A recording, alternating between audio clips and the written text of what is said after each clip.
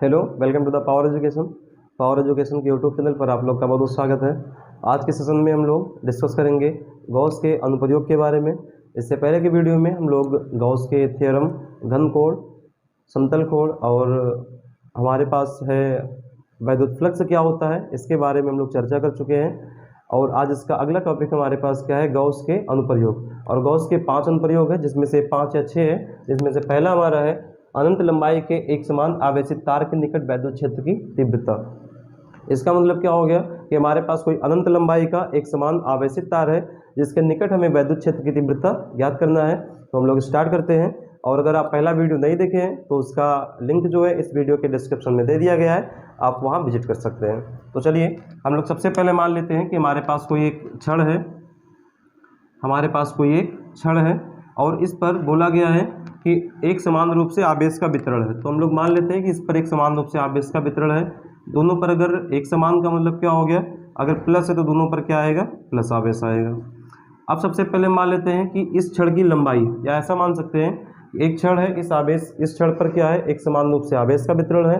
अब इस छड़ से हम लोग मान लेते हैं कि आर दूरी पर, इस छड़ से आर दूरी पर एक बिंदु P है जिस पर हमें वैद्युत क्षेत्र की तीव्रता ज्ञात करना है। तो अब हम लोग क्या करेंगे, गॉस का एप्लीकेशन है। गॉस के एप्लीकेशन में क्या होता है, जिस बिंदु पर हमें तीव्रता ज्ञात करनी होती है उस बिंदु को हम लोग एक पृष्ठ से ढक देते हैं। मतलब अब हम लोग इस बिंदु P को एक गॉसियन बेलन की कल्पना करते हैं। इस बिंदु P पर एक गॉसियन बेलन की कल्पना करते हैं दोनों साइड में। यहाँ से हमने क्या कर दिया, एक बेलन बना दिया है और ये हमारा हो गया गॉसियन बेलन। जिस बिंदु पर तीव्रता ज्ञात करनी है वहाँ पर हम क्या करेंगे, उसको चारों तरफ से बंद कर देंगे, क्योंकि गॉस की प्रमेय जो है वो किसी बंद पृष्ठ पर ही अप्लाई होती है। अब क्या बोला गया है कि यहाँ पर जो आर दूरी पर बिंदु P है, इस पर हमें वैद्युत क्षेत्र की तीव्रता ज्ञात करनी है।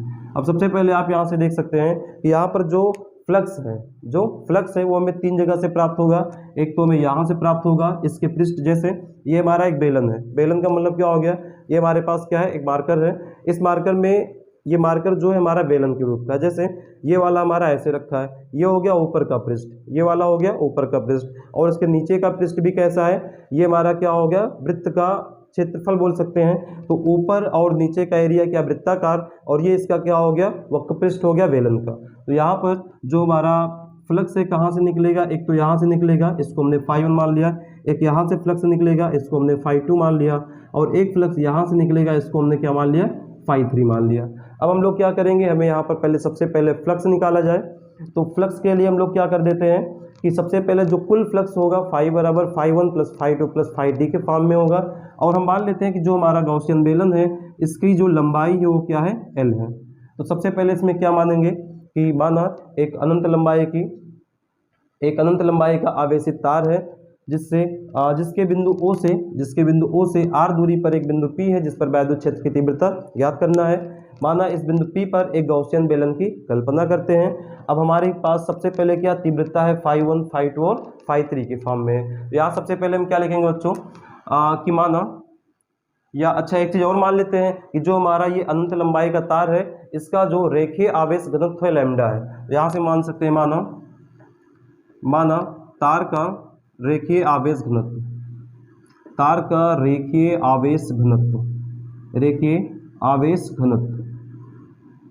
तो रेखीय आवेश घनत्व को हम लोग लैम्डा है, तो लैम्डा बराबर फार्मूला क्या होता है, Q बटे L। अगर यहाँ से हम लोग Q की वैल्यू निकालें तो क्या आ जाएगा, लैम्डा इंटू L। इसको मान लेते हैं हम लोग कोई इक्वेशन, अभी इसका यूज है, Q is equal to lambda into L, अभी इसका यूज है। अब सबसे पहले हम लोग क्या लिख दें, इस गॉसियन बेलन से निकलने वाला कुल फ्लक्स, तो यहाँ से लिख दिया जाए कुल फ्लक्स बराबर निर्गत कुल फ्लक्स। तो निर्गत जो कुल फ्लक्स होगा, कुल फ्लक्स को हम लिख देते हैं φ से, तो ये φe बराबर होगा φ1 प्लस φ2 प्लस में φ3। कुल फ्लक्स हमारा क्या हो गया, φ1 φ2 φ3।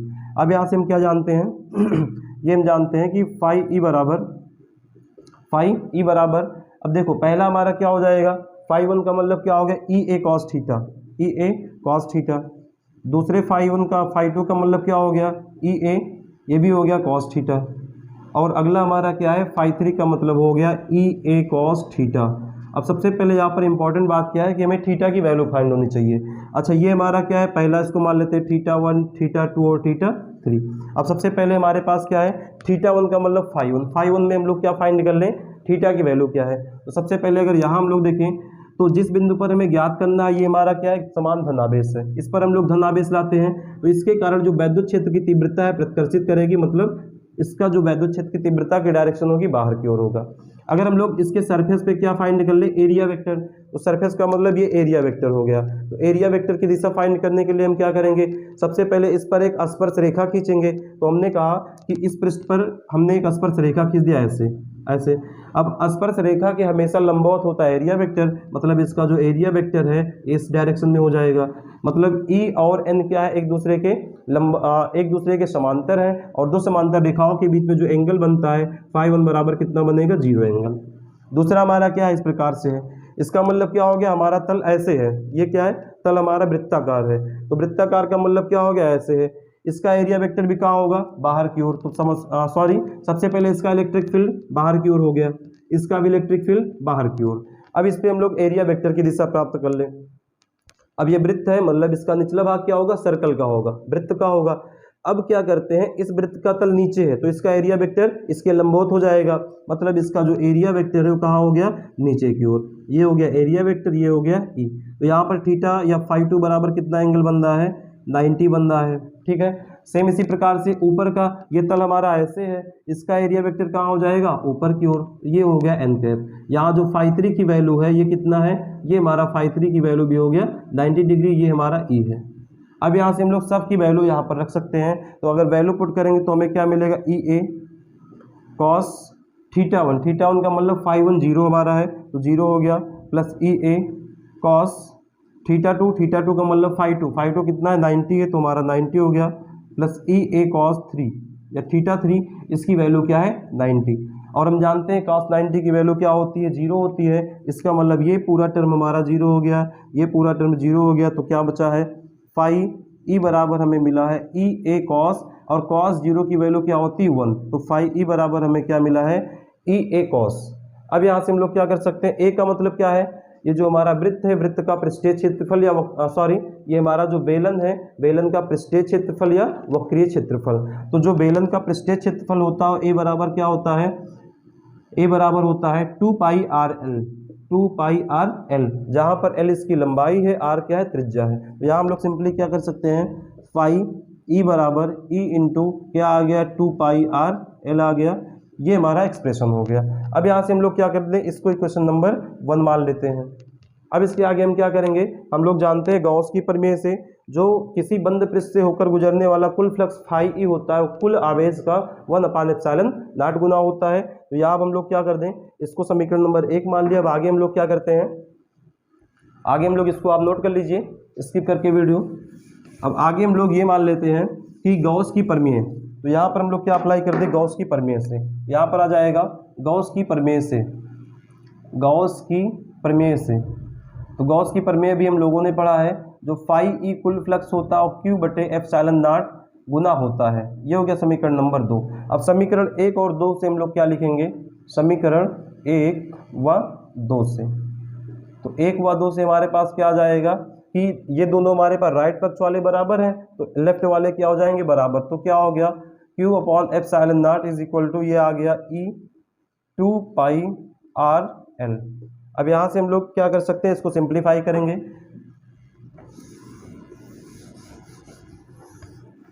इसको सिंप्लीफाई करेंगे तो क्या आएगा, अच्छा अभी हम लोगों ने वैल्यू फाइंड किया था, अभी हमने कहा था लैम्डा बराबर क्या है, Q/L। तो यहाँ से Q की वैल्यू क्या आई थी, लैम्डा इंटू एल, रेखीय आवेश घनत्व। तो यहाँ से हम क्या पुट कर सकते हैं, Q के जगह पे लैम्डा एल, तो यहाँ हमने रख दिया लैम्डा L/ε0 बराबर में E और क्या है 2πrl।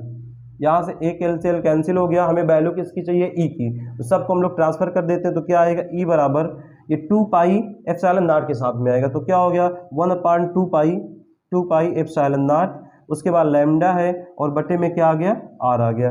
अब आप ध्यान से देखेंगे तो यहाँ से क्या मिला, इज इक्वल टू 1/2πε0 लैम्डा बटे आर। अभी तक हमने जितने फार्मूले पढ़े सब में क्या है 1/4πε0, 1/4πε0। इसलिए हम लोग इसमें क्या करते हैं, हम लोग इसमें 2 से गुणा और 2 से भाग करवा देते हैं। तो हमने 2 से गुणा करवा दिया, 2 से भाग करवा दिया, तो क्या बन जाएगा ये ई बराबर 1/, अच्छा 2 का गुणा इसमें होगा 4 हो जाएगा, तो 1/4 पाई एप्सिलॉन नॉट, और यहाँ से मिल गया 2 लैम्डा बटे में आर। ये हमारा फार्मूला हो गया। अगर हमारे पास कोई अनंत लंबाई के एक समान आवेशित तार के निकट वैद्युत क्षेत्र की तीव्रता पूछा गया है, ई बराबर 1/4 pi epsilon not 2 lambda upon में आर। अब अगर इसी को हम लोग सदिश फॉर्म में लिखें वेक्टर रूप में, तो सदिश रूप में क्या हो जाएगा, सदिश रूप में क्या आपका होगा, सदिश रूप में हो जाएगा ई को लिख दे वेक्टर ई बराबर क्या हो गया 1/4 पाई एप्सिलॉन नॉट, उसके बाद क्या है 2 लैम्डा अपॉन आर, उसके बाद क्या लगा देंगे आर कैप। अब आर कैप का मतलब क्या है, आर की दिशा में एकांक वेक्टर। आर कैप का मतलब क्या हो गया, आर की दिशा में एकांक वेक्टर। तो यहाँ लिख देते हैं जहाँ जहाँ आर कैप आर की दिशा में, आर की दिशा में एकांक सदिश है, एकांक सदिश है, एकांक सदिश है। अच्छा, अब यहाँ से एक चीज़ हम और बोल सकते हैं, यहाँ से एक चीज़ हम और बोल सकते हैं कि जैसे अभी हमारे पास क्या आ गया, ई बराबर आया है 1/4 pi epsilon not 2 lambda upon r. अब यहाँ से अगर हम लोग देखें तो ई जो है वो डायरेक्टली इन्वर्सली प्रोपोर्शनल है 1/r के, मतलब जो वैद्युत क्षेत्र की तीव्रता है वो दूरी के व्युत्क्रमानुपाती है। अगर इसका हम लोग ग्राफ ड्रा करें तो हमारा ग्राफ कैसे ड्रा हो जाएगा, अब यहाँ से हम लोग क्या कर दें, एक साइड में मतलब एक्स अक्ष को मान लेते हैं आर और वाई एक्सिस को क्या मान लेते हैं ई। तो व्युत्क्रमानुपाती का मतलब क्या होता है कि अगर r का मान बढ़ेगा तो e का मान घटेगा, तो इसका ग्राफ जो ऐसे होगा, ऐसे बनेगा, मतलब अगर r का मान हमारा बढ़ता जा रहा हो तो e का मान क्या है, घटता जा रहा है। इस प्रकार हमारा जो पहला एप्लीकेशन है अनंत लंबाई के एक समान आवेशित तार के निकट वैद्युत क्षेत्र की तीव्रता ज्ञात करना है, उसका ये डेरिवेशन है। अब हम लोग अपना दूसरा डेरिवेशन स्टार्ट करते हैं, जो है अनंत विस्तार की समतल आवेशित अचालक चादर के निकट वैद्युत क्षेत्र की तीव्रता। अब हमारे पास क्या है, अनंत विस्तार की समतल आवेशित अचालक चादर के निकट वैद्युत क्षेत्र की तीव्रता, ये हमारा अनुप्रयोग 2 है, गॉस का अनुप्रयोग 2 है। अब सबसे पहले हम लोग क्या मान लेते हैं कि हमारे पास कोई अनंत विस्तार की समतल आवेशित अचालक चादर है, अनंत विस्तार की समतल आवेशित अचालक चादर है जिस पर एक समान रूप से प्लस आवेश का वितरण है, जिस पर एक समान रूप से क्या है, प्लस आवेश का वितरण है। अब हम लोग क्या करते हैं, इस आवेश के मूल बिंदु या इस आवेश के किसी बिंदु O से या किसी बिंदु O से r दूरी पर कोई बिंदु P है जिस पर हमें वैद्युत क्षेत्र की तीव्रता ज्ञात करना है। अब यहाँ पर जो हमें वैद्युत क्षेत्र की तीव्रता ज्ञात करना है, हम इस साइड में भी ज्ञात कर सकते हैं और इस साइड में भी ज्ञात कर सकते हैं। तो हम लोग इधर बिंदु P ले लेते हैं और इधर क्या ले लेते हैं, P डैश ले लेते हैं। अब अगर ये बिंदु हमारा कुछ है, अब यहाँ से क्या होगा कि हमें जिस बिंदु पर तीव्रता ज्ञात करना है उसको सबसे पहले एक बेलन से या एक गॉसियन बेलन की कल्पना करते हैं।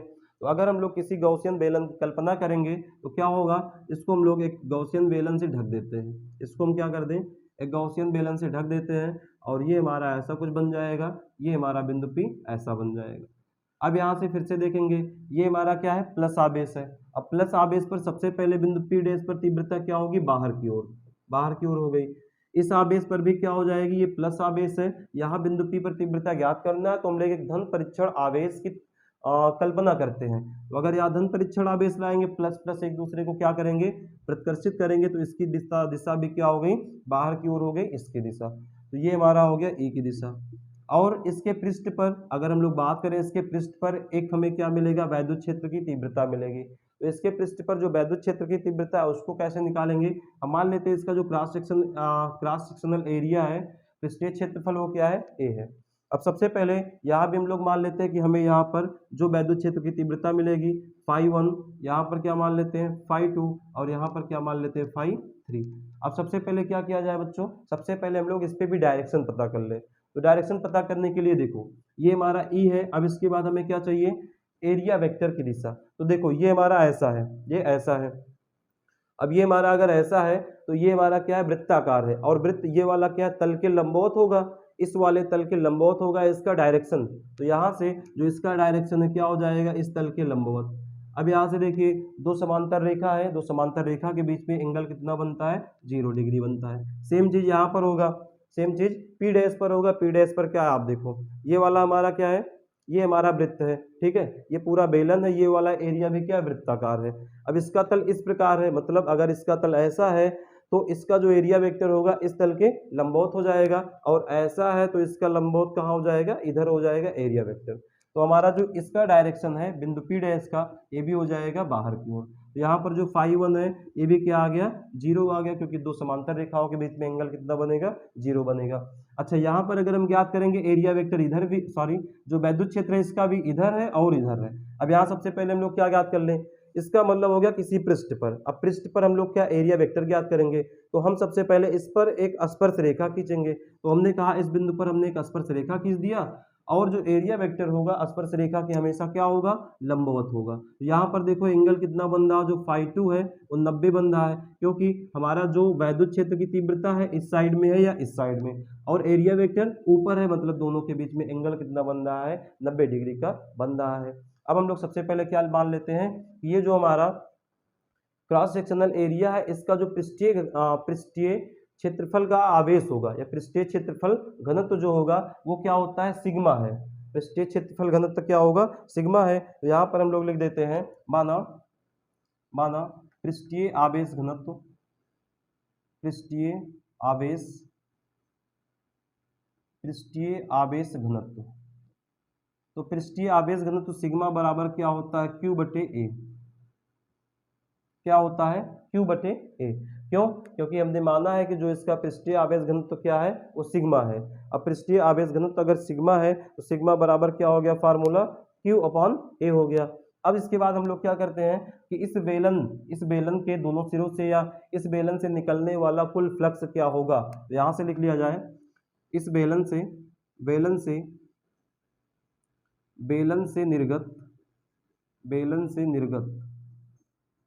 निर्गत कुल फ्लक्स। तो बेलन से निर्गत कुल फ्लक्स क्या हो जाएगा, φe बराबर फिर से हमारा φ1 हो गया प्लस φ2 हो गया प्लस φ3 हो गया। अब यहाँ से φe बराबर हम लोग क्या पढ़े हैं, Ea cos थीटा, दूसरा हो गया Ea cos थीटा, और तीसरा क्या हो गया है, Ea cos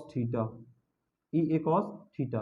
अब हम लोग क्या करते हैं, सबसे पहले θ1 में इसकी वैल्यू क्या आई है, 0 आई है। θ2 में क्या आया है, θ2 में 90 आया, और θ3 में कितना आया है, 0 आया। Now putting the value of theta in this equation, तो यहाँ से हमें क्या मिलेगा, φe बराबर Ea cos θ1 सॉरी φ1 की वैल्यू 0 हो गया, प्लस Ea φ2 की वैल्यू क्या है, 90 है, तो cos 90, और तीसरा क्या है Ea cos, ये वाला हमारा क्या है, 0 है, तो क्या हो गया 0। अब यहाँ से हम लोग जानते हैं कि cos 0 की वैल्यू 1, cos 0 की वैल्यू 1, cos 90 की वैल्यू 0। तो यहाँ से हमें क्या मिल गया, Ea मिल गया, प्लस और प्लस में क्या मिल गया, Ea मिल गया। अब Ea और Ea कितना हो गया, 2Ea φe बराबर। अब हम लोग क्या जानते हैं, गॉस की प्रमेय, क्या अप्लाई कर दिया जाए, गॉस की प्रमेय। तो गॉस की प्रमेय से क्या हो जाएगा, इसको मान ले समीकरण नंबर 1, गॉस की प्रमेय से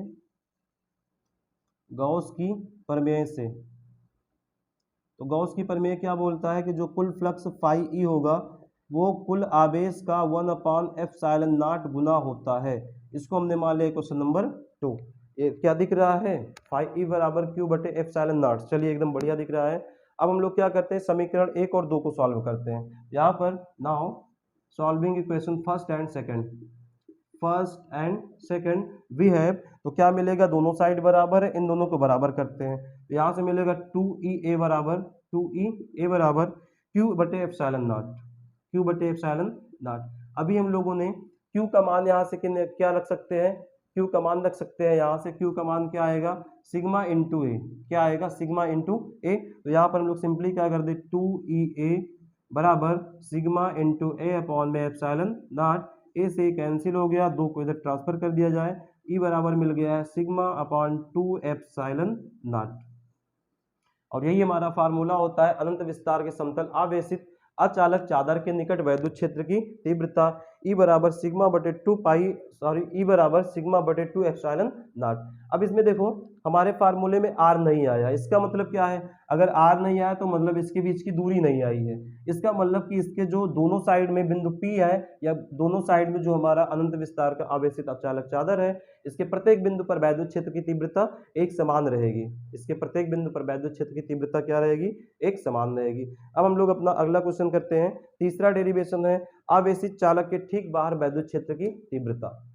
अगला हमारा तीसरा एप्लीकेशन क्या है कि आवेशित चालक के ठीक बाहर वैद्युत क्षेत्र की तीव्रता का फार्मूला क्या आएगा, गॉस की तृतीय प्रमेय है या तृतीय एप्लीकेशन है। चलिए हम लोग स्टार्ट करते हैं। अब हम मान लेते हैं कि हमारे पास कोई चालक है, हमारे पास कोई एक चालक है या कोई प्लेट है और इस प्लेट के दोनों साइड में एक समान रूप से धन आवेश वितरित है, एक समान रूप से धन आवेश वितरित है और इसको हम चाहे प्लेट बोल दें चाहे चादर बोल दें और इसका कुछ नाम दे देते हैं। हमने कहा ये चादर 1 है और ये वाली चादर 2 है। अब इसके ठीक बाहर चाहे हम लोग इस साइड में मान ले चाहे इस साइड में मान लेते हैं, तो हम लोग मान लेते हैं कि इसके ठीक बाहर, इस चादर से ठीक बाहर r दूरी पर एक बिंदु P है जिस पर हमें वैद्युत क्षेत्र की तीव्रता ज्ञात करना है। अब एक चीज और मान लेते हैं कि जो चादर फर्स्ट है उसके लिए वैद्युत क्षेत्र की तीव्रता E1 तथा जो चादर 2 है इसके लिए वैद्युत क्षेत्र की तीव्रता E2 है। अब हम क्या करेंगे, अगर हमारे पास तीव्रताएं 2 है तो सबसे पहले इनका परिणामी ज्ञात करेंगे, इनका रिजल्टेंट ज्ञात करेंगे। क्यों? क्योंकि तीव्रता कैसी राशि है, ये एक प्रकार की सदिश राशि है। तो अब देखो क्या करेंगे, चादर 1 के कारण बिंदु P पर तीव्रता क्या होगी, ये धन आवेश है और यहाँ पर हम लोग एक धन परीक्षण आवेश की तुलना करते हैं, मान ला के रखते हैं, तो प्लस प्लस एक दूसरे को क्या करेंगे, प्रतिकर्षित करेंगे। तो E1 की डायरेक्शन कहाँ होगी, बाहर की ओर होगी। दूसरा भी हमारा प्लस है और यहाँ पर भी प्लस आवेश है तो इसका जो दूसरा डायरेक्शन है E2, इसकी भी तीव्रता क्या होगी, बाहर। मतलब दोनों आवेश है या दो हमारे पास दो प्लेट है या दो हमारे पास जो चादर रखे गए हैं उनके लिए जो वैद्युत क्षेत्र की तीव्रता है दोनों की दिशा एक समान बाहर की ओर है। तो हम लोग क्या करेंगे, E1 E2 का मान निकाल के इनकी परिणामी तीव्रता क्या करेंगे, आपस में जोड़ देंगे, E बराबर E1 प्लस E2। तो सबसे पहले यहाँ पर क्या लिखेंगे, माना लिख दिया जाए, माना एक अचालक आवेशित चादर है या अचालक आवेशित तार है जिस पर चादर 1 और चादर 2 है। माना चादर 1 की वैद्युत क्षेत्र की तीव्रता E1 तथा चादर 2 की वैद्युत क्षेत्र की तीव्रता E2 है। माना चादर से r दूरी पर एक बिंदु P है जिस पर वैद्युत क्षेत्र की तीव्रता ज्ञात करना है। तो अब सबसे पहले हम लोग यहाँ पर क्या ज्ञात कर लेते हैं कि चादर 1 के कारण बिंदु P पर वैद्युत क्षेत्र की तीव्रता क्या होगी। यहाँ पर हम लिखते हैं चादर 1 के कारण बिंदु P पर वैद्युत क्षेत्र की तीव्रता, बिंदु P पर वैद्युत क्षेत्र की तीव्रता। तो चादर 1 के कारण बिंदु P पर वैद्युत क्षेत्र की तीव्रता, अभी हम लोगों ने एक फार्मूला पढ़ा है अनंत विस्तार की अचालक आवेशित चादर के निकट वैद्युत क्षेत्र की तीव्रता E बराबर सिग्मा अपॉन 2 एप्सिलॉन नॉट। यहाँ से हम लोग इसी फार्मूले का यूज करेंगे, E बराबर सिग्मा अपॉन 2 एप्सिलॉन नॉट। लेकिन अब यहाँ पर हमें बच्चा क्या है, चादर फर्स्ट दिया है तो चादर फर्स्ट के कारण हमने तीव्रता E1 मान रखा है, तो E1 बराबर हो गया सिग्मा अपॉन 2 एप्सिलॉन नॉट। ये हो गया क्वेश्चन नंबर फर्स्ट। अब हम लोग क्या कर दें, चादर 2 के कारण बिंदु P पर वैद्युत क्षेत्र की तीव्रता निकालें। यहाँ से लिख दिया जाए चादर 2 के कारण बिंदु P पर वैद्युत क्षेत्र की तीव्रता, बिंदु P पर वैद्युत क्षेत्र की तीव्रता, वैद्युत क्षेत्र की तीव्रता। तो थोड़ा इसको डायरेक्ट करते हैं यही फार्मूले पर। अब चादर 2 के कारण तीव्रता क्या माना गया, E2 माना गया, तो हमने लिख दिया E2 बराबर फिर से क्या आ जाएगा, सिग्मा अपॉन 2 एप्सिलॉन नॉट। ये हो गया समीकरण नंबर 2। अब हम क्या करेंगे, बिंदु P पर परिणामी तीव्रता के लिए क्या करेंगे, दोनों चादर को हम लोग या दोनों चादर के जो वैद्युत क्षेत्र की तीव्रता है उसको आपस में जोड़ देंगे। तो यहाँ पर लिखा जाए बिंदु P पर परिणामी वैद्युत क्षेत्र की तीव्रता, बिंदु P पर परिणामी वैद्युत क्षेत्र की तीव्रता, वैद्युत क्षेत्र की तीव्रता। तो बिंदु P पर परिणामी वैद्युत क्षेत्र की तीव्रता क्या आएगी, E बराबर E1 plus E2, E1 plus E2। अब हम लोग क्या करेंगे, E1 और E2 की वैल्यू यहाँ पर उठा के रख देंगे तो हमें मिलेगा E बराबर, E1 की वैल्यू क्या है, सिग्मा बटे 2 epsilon not, sigma upon 2 epsilon not, और प्लस में E2 की वैल्यू क्या है, सिग्मा अपॉन 2 एप्सिलॉन नॉट। अब बच्चों हम लोग क्या करेंगे, हर बराबर इसको जोड़ेंगे तो क्या हो जाएगा, ये हमारा आएगा E बराबर sigma sigma 2 sigma upon 2 epsilon not, और 2 से 2 कैंसिल हो गया तो E बराबर क्या आ गया, सिग्मा अपॉन एप्सिलॉन नॉट। तो ये हमारा फार्मूला, जहां सिग्मा क्या है, सिग्मा आपका है पृष्ठीय आवेश घनत्व, और एप्सिलॉन नॉट क्या है, एप्सिलॉन नॉट का मतलब हो गया वैद्युत या चुंबक निर्वात की वैद्युतशीलता, और ई का मतलब क्या है, ई हमारा है वैद्युत क्षेत्र की तीव्रता। तो अगर आवेशित चालक के ठीक बाहर वैद्युत क्षेत्र की तीव्रता निकालना, उसका व्यंजक क्या आएगा, ई बराबर सिग्मा अपॉन एप्सिलॉन नॉट आएगा। चलिए हम लोग अब बढ़ते हैं अपने अगले डेरिवेशन की ओर, और इसके आगे हमारा जो चौथा डेरिवेशन है उसको हम लोग स्टार्ट करते हैं। चौथा एप्लीकेशन हमारे पास क्या है, समान पृष्ठ घनत्व की धन तथा ऋण आवेशित समांतर अचालक प्लेटों के बीच और बाहर वैद्युत क्षेत्र की तीव्रता हमें ज्ञात करना है। अब हम लोग क्या करेंगे, सबसे पहले मान लेते हैं, हमसे बोला गया कि हमारे पास दो प्लेट हैं जो समान, जिसका पृष्ठ घनत्व समान है, एक धन है और दूसरा ऋण आवेशित है। तो सबसे पहले हमने कहा कि हमारे पास एक प्लेट है और जिस पर एक समान रूप से धन आवेश है, एक समान रूप से धन आवेश है। हमने बोला, क्वेश्चन में कहा गया है कि एक दूसरी प्लेट है जिस पर एक समान रूप से माइनस चार्ज है, नेगेटिव चार्ज है। अब बोला है कि एक बार इन दोनों के बीच में वैद्युत क्षेत्र की तीव्रता बताओ, एक बार इनसे बाहर वैद्युत क्षेत्र की तीव्रता बताओ। तो मान लेते हैं कि ये हमारा प्लेट 1 है और ये वाला हमारा प्लेट 2 है। अब सबसे पहले हमने कहा कि इस बिंदु P पर हमें वैद्युत क्षेत्र की तीव्रता दोनों प्लेट के बीच में चाहिए, और एक बार बिंदु P डैश मान लेते हैं, दोनों प्लेटों के बाहर वैद्युत क्षेत्र की तीव्रता चाहिए। तो सबसे पहले हम लोग क्या लिख दें, सबसे पहले लिख देते हैं कि दोनों प्लेटों के बीच में वैद्युत क्षेत्र की तीव्रता, प्लेटों के बीच में, एक एक हम लोग करेंगे, प्लेटों के बीच में बिंदु P पर बिंदु P पर वैद्युत क्षेत्र की तीव्रता, वैद्युत क्षेत्र की तीव्रता, वैद्युत क्षेत्र की तीव्रता। तो अब यहाँ पर सबसे पहले फिर से क्या आ गया है हमारे पास, हम मान लेते हैं कि जो प्लेट ए है इसके कारण वैद्युत क्षेत्र की तीव्रता E1 और प्लेट 2 के कारण वैद्युत क्षेत्र की तीव्रता E2 है। अब सबसे पहले हम लोग इसका डायरेक्शन पता कर लें, तो बिंदु P पर अगर डायरेक्शन पता करेंगे तो क्या आएगा, ये वाला धन आवेश है, बिंदु P पर भी क्या होता है, धन परीक्षण आवेश, एक दूसरे को प्रतिकर्षित करेंगे, जाओ भाई तुम बाहर की ओर जाओ, हो गया E1। दूसरा क्या है, ये वाला धन है, ये वाला माइनस है, तो माइनस वाला भी धन परीक्षण आवेश को अपने पास बुलाएगा, तो ये वाला डायरेक्शन भी कहाँ हो गया, एक ही डायरेक्शन में। मतलब अब हमारे पास बिंदु P पर जो परिणामी तीव्रता है वो क्या आएगी, हम लोग दोनों तीव्रता को निकाल कर जोड़ लेंगे। तो यहाँ पर हम सबसे पहले क्या लिख दें कि धन आवेशित प्लेट, धन आवेशित प्लेट, धन आवेशित प्लेट एक के कारण, धन आवेशित प्लेट एक के कारण बिंदु P पर, कारण बिंदु P पर वैद्युत क्षेत्र की तीव्रता, पर वैद्युत क्षेत्र की तीव्रता, वैद्युत क्षेत्र की तीव्रता।